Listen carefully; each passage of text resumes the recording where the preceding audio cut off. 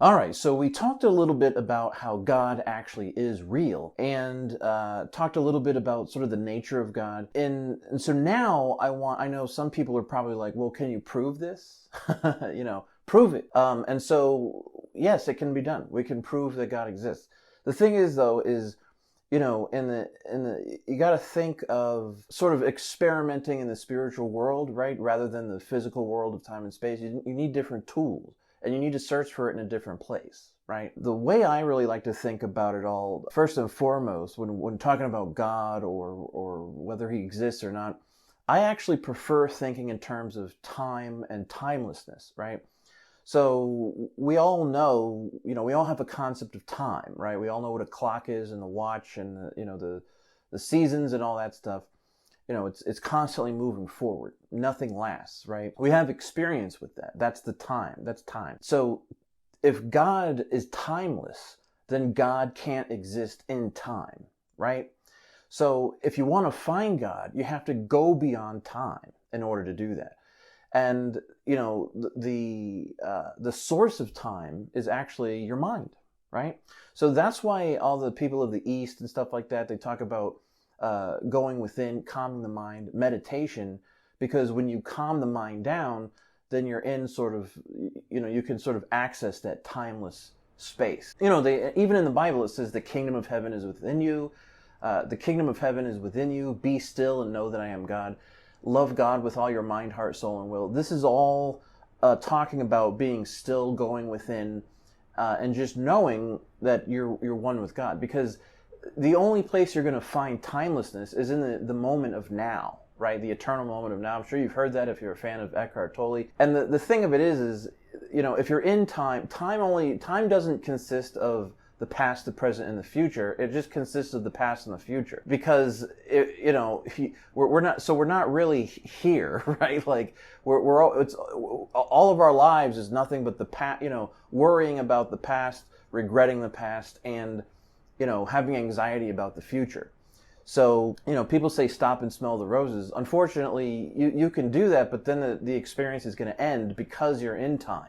So in order to find God, you have to transcend time. In order to do that, you have to transcend the mind. And in order to do that, you have to do some kind of spiritual practice. Mostly, it all comes back to being able to calm the mind down and then ultimately turn it off.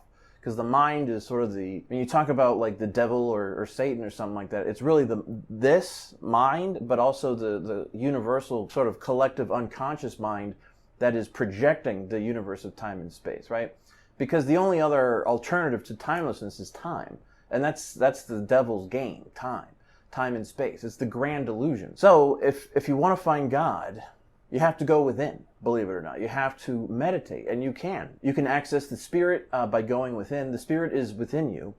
And that's really what it all comes down to. In the East, they talk about calming the mind down and, sort of getting away from, indulging in bodily senses, because that's what's going to keep you sort of anchored in time and the body. If you want to experience timelessness, you have to experience your timeless self, which is what they call the soul within. So it's kind of like turning the mind and the body off as much as you possibly can. That's why you hear things about meditation. It's why you hear things about watching what you eat or, abstinence sexually, and all that kind of stuff is all geared towards turning off body identification and the experience of the five physical senses in the material world, so that you can go within and experience the spirit. And when you do that, you're like, oh, okay. It's not just that God is real. God is sort of, it's the source, right? People call it the source, and that's what it is. So, you're not going to be able to find God with by flying out into the cosmos in a rocket ship or going to some particular planet. You're going to find God by going within. And there's many different ways to do that. But ultimately, if you want to find God, which interestingly enough, finding God, finding happiness, finding true love, fulfillment, wholeness, all that stuff, it's all in the same thing. And all that's going to be done within.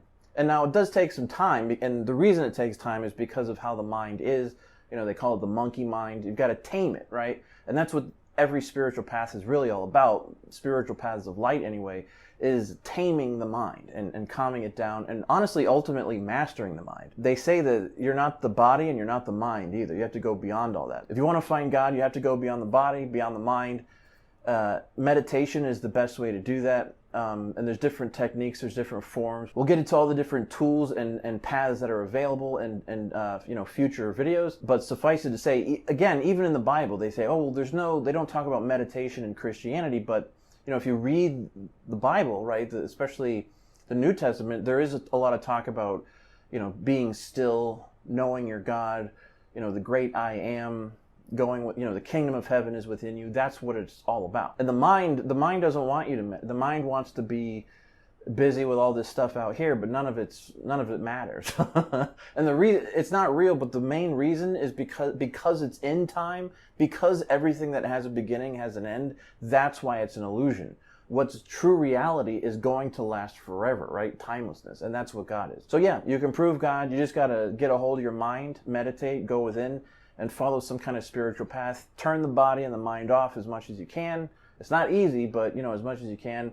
And then you'll start to feel the difference between the spirit, the soul, and the physical body, and it'll become easier to conduct your life, to sort of feed and enhance your spiritual life, and decrease sort of like your mental and the lower nature, right? The animal nature. So that's what it's all about. So the kingdom of heaven is within you. If you want to find God, go within. And we'll talk about more ways of how to do that in future episodes. I hope you guys are doing well, and I will talk to you soon.